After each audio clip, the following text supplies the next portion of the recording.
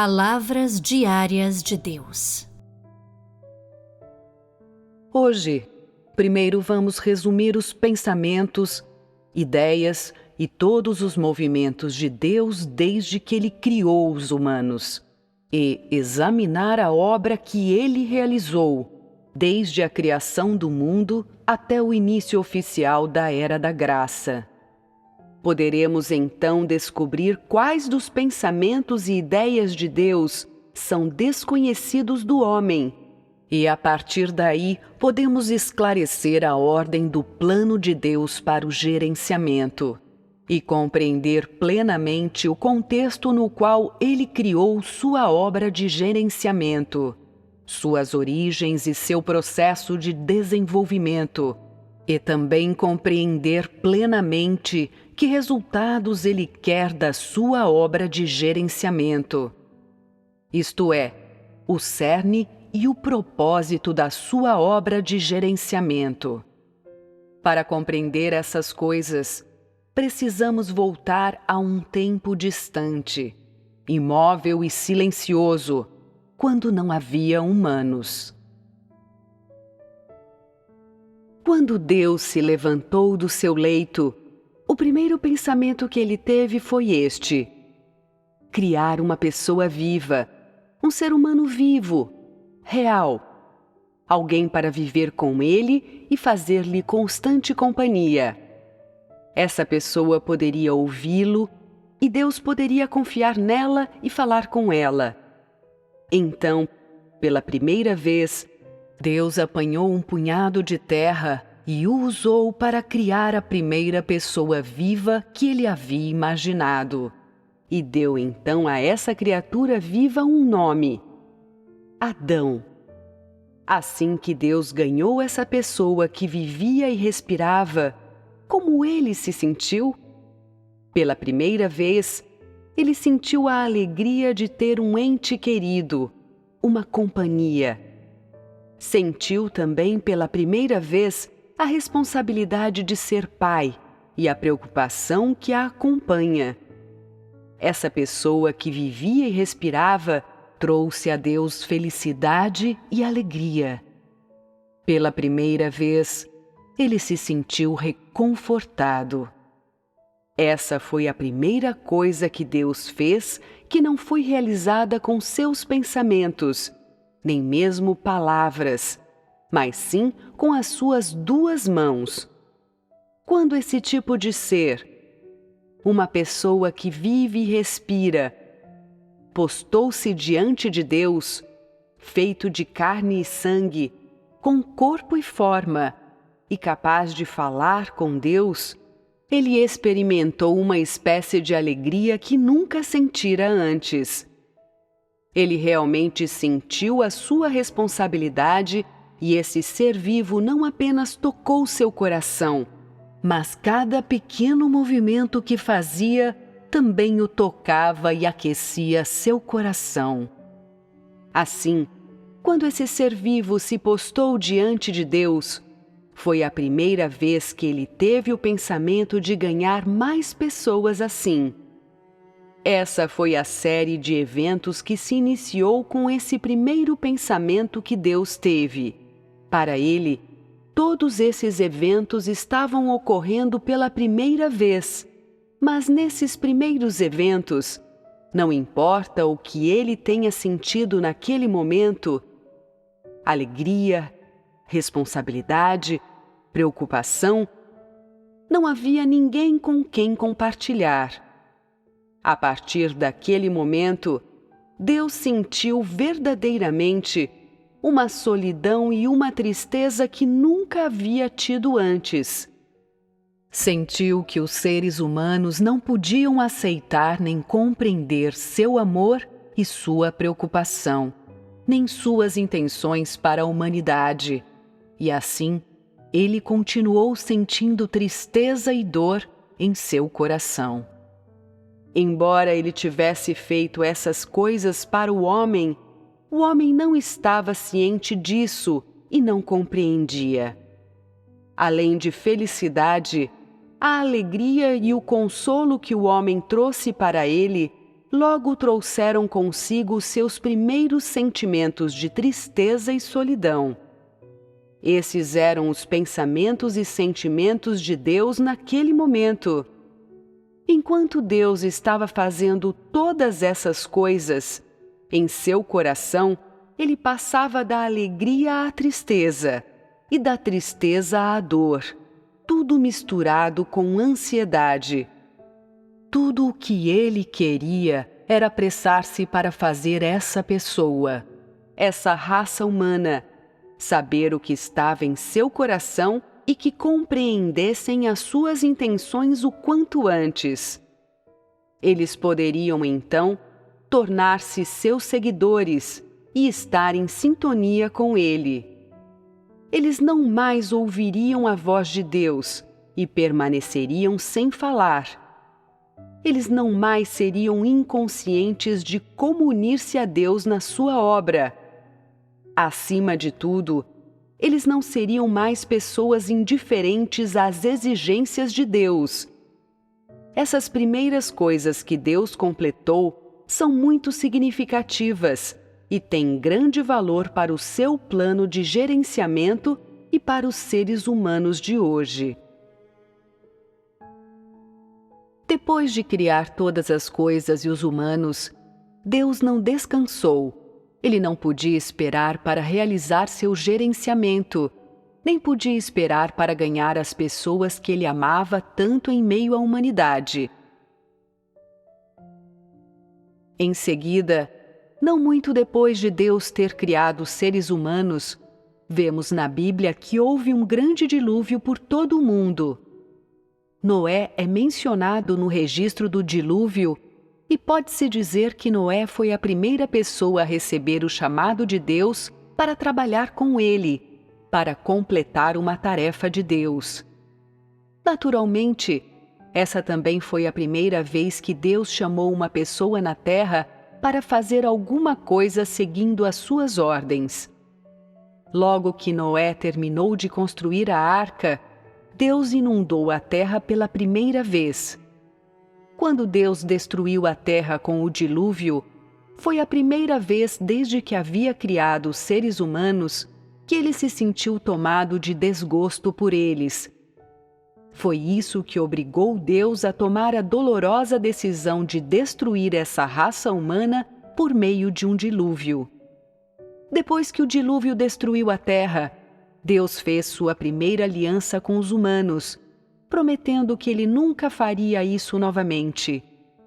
O sinal dessa aliança foi um arco-íris. Essa foi a primeira aliança de Deus com a humanidade, e assim o arco-íris foi o primeiro sinal de uma aliança dado por Deus. Esse arco-íris é uma coisa física, que existe na realidade. É a própria existência desse arco-íris que faz com que Deus muitas vezes sinta tristeza pela raça humana anterior que ele perdeu e que lhe serve como um lembrete constante do que aconteceu com eles. Deus não quis diminuir o ritmo. Ele não podia esperar para dar o próximo passo em seu gerenciamento. Em seguida, Deus escolheu Abraão como sua primeira opção para sua obra por toda Israel. Essa foi também a primeira vez que Deus escolheu um tal candidato. Deus resolveu começar a realizar a sua obra de salvar a humanidade por meio dessa pessoa e continuar a sua obra entre os seus descendentes. Podemos ver na Bíblia que foi isso que Deus fez com Abraão. Deus então fez de Israel a primeira terra escolhida e começou a sua obra da Era da Lei através do seu povo escolhido, os israelitas. Novamente, pela primeira vez, Deus forneceu aos israelitas as regras e leis expressas que a humanidade deveria seguir e as explicou em detalhes para eles. Essa foi a primeira vez que Deus deu aos seres humanos regras tão específicas, padronizadas, sobre como eles deveriam oferecer sacrifícios, como deveriam viver, o que deveriam fazer e não fazer, quais festividades e dias eles deveriam observar e princípios a seguir em tudo o que fizessem. Foi a primeira vez que Deus deu à humanidade normas e princípios padronizados tão detalhados para suas vidas. Quando digo pela primeira vez, isso significa que Deus nunca havia completado antes uma obra como essa. É algo que não existia antes, e embora Deus tivesse criado a humanidade e todos os tipos de criaturas e seres vivos, Ele nunca havia completado esse tipo de obra. Toda essa obra envolvia o gerenciamento dos humanos por Deus. Estava totalmente relacionada com os humanos, com a salvação e o gerenciamento dos humanos. Depois de Abraão, Deus fez uma escolha, novamente pela primeira vez. Ele escolheu Jó para ser o único homem submetido à lei que poderia resistir às tentações de Satanás, enquanto continuava a temer a Deus, a evitar o mal e ser testemunha dele. Essa foi também a primeira vez que Deus permitiu que Satanás tentasse uma pessoa e a primeira vez que ele fez uma aposta com Satanás. No final, pela primeira vez, Deus ganhou alguém que era capaz de ser testemunha dele enquanto enfrentava Satanás. Uma pessoa capaz de dar testemunho dele e deixar Satanás completamente envergonhado. Desde que Deus tinha criado a humanidade, essa era a primeira pessoa que ele tinha ganhado que podia dar testemunho dele. Tendo ganhado esse homem, Deus ficou ainda mais ansioso para continuar o seu gerenciamento e passar para a próxima etapa na sua obra, preparando sua próxima escolha e o local onde realizaria a sua obra. Depois de comungar sobre tudo isso, vocês têm uma verdadeira compreensão da vontade de Deus? Deus vê essa instância de gerenciamento da humanidade, de salvar os humanos, como mais importante do que qualquer outra coisa. Ele faz essas coisas não apenas com a sua mente, nem apenas com suas palavras, e em especial, ele não faz isso casualmente. Ele faz todas essas coisas com um plano, com um objetivo, com normas e com a sua vontade. É claro que essa obra de salvar a humanidade tem grande significado tanto para Deus como para o homem. Por mais difícil que seja a obra, por maiores que sejam os obstáculos, por mais fracos que sejam os humanos, ou por mais profunda que seja a rebeldia da humanidade, nada disso é difícil para Deus. Deus se ocupa despendendo seus meticulosos esforços e gerenciando a obra que Ele mesmo quer realizar. Ele também está organizando tudo e governando todas as pessoas e as obras que Ele quer completar. Nada disso foi feito antes. Foi a primeira vez que Deus usou esses métodos e pagou um alto preço por esse grande projeto de gerenciamento e salvação da humanidade. Enquanto Deus está realizando essa obra, pouco a pouco Ele está expressando para os humanos, sem reservas, sua árdua obra, o que Ele tem e é, sua sabedoria e onipotência, e todos os aspectos do seu caráter. Ele revela sem reservas tudo isso para a humanidade, pouco a pouco, revelando e expressando essas coisas como Ele nunca havia feito antes.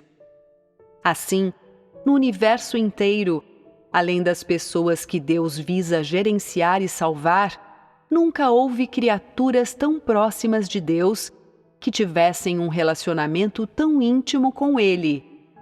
No seu coração, a humanidade que Ele quer gerenciar e salvar é a mais importante, e Ele valoriza essa humanidade acima de tudo.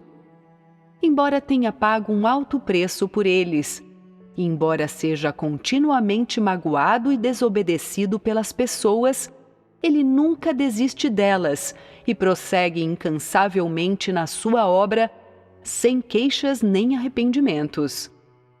Isso é porque ele sabe que mais cedo ou mais tarde, os humanos algum dia despertarão para o seu chamado e serão tocados pelas suas palavras, reconhecerão que ele é o Senhor da criação e retornarão para o seu lado. Depois de ouvir tudo isso hoje, vocês podem sentir que tudo o que Deus faz é muito normal.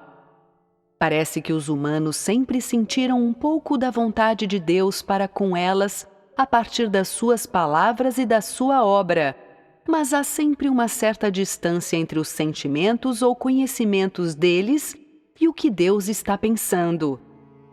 Assim, acho que é necessário comunicar para todas as pessoas sobre por que Deus criou a humanidade e o contexto por trás do seu desejo de ganhar as pessoas por quem ele tinha esperança. É essencial compartilhar isso com todos, para que todos tenham clareza em seu coração. Como cada pensamento e ideia de Deus, cada fase e cada período da sua obra estão vinculados e intimamente ligados a toda a sua obra de gerenciamento, quando vocês compreendem os pensamentos, as ideias e a vontade dele em cada passo de sua obra, é o mesmo que compreender a origem da obra de seu plano de gerenciamento. É sobre esse fundamento que a compreensão que vocês têm sobre Deus se aprofunda. Embora tudo que Deus fez quando criou o mundo, como já mencionei, seja uma mera informação para as pessoas de hoje e pareça irrelevante para a busca da verdade, ao longo da experiência de vocês, haverá um dia em que você não mais pensará que é algo tão simples como algumas informações, nem tão simples quanto alguns mistérios. À medida que a sua vida progride, e quando houver um pouco de espaço para Deus em seu coração, ou quando você compreender mais plenamente e profundamente a sua vontade, você realmente compreenderá a importância e a necessidade do que estou falando hoje. Não importa em que medida vocês aceitaram isso, é necessário que vocês entendam e saibam essas coisas. Quando Deus faz alguma coisa, quando Ele realiza sua obra, não importa se é com as suas ideias ou com as suas próprias mãos, não importa se é a primeira vez que Ele faz aquilo ou se é a última. No fim, Deus tem um plano e seus propósitos e pensamentos estão em tudo o que Ele faz. Esses propósitos e pensamentos representam o caráter de Deus e expressam o que Ele tem e é. Essas duas coisas, o caráter de Deus e o que Ele tem e é, devem ser compreendidas por todas as pessoas sem exceção.